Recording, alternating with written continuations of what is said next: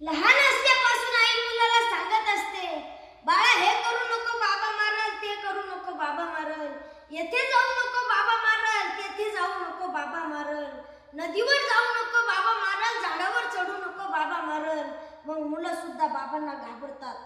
बाबा मारू नये म्हणून अभ्यास करतात. बाबाच्या दहशतीखाली मुलं शिकत राहतात. बाबा मारू नये म्हणून शाळेत जातात.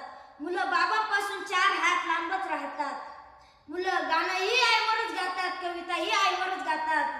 बाबांना कुणी दुधावरची साय म्हणत नाही, लंगड्याचा पाय म्हणत नाही आणि वासराची गाय म्हणत नाही आणि साने गुरुजींनाही श्यामचा बाप दिसत नाही. बाप मात्र मुलाच्या नावाच्या आणि आडनावाच्या मध्ये नाव पुरतात.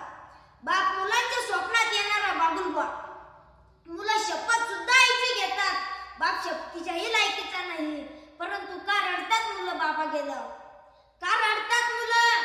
का वाटते मुलांना आपण पोरके झालो, आपल्या पायाखालची जमीन सरकल्यासारखं? का हंबरतात मुलं, का रडतात मुलं? म्हणून जोपर्यंत बाप आहे ना तोपर्यंत त्याची सेवा करा आणि जोपर्यंत आई आहे ना तोपर्यंत तिची सेवा करा.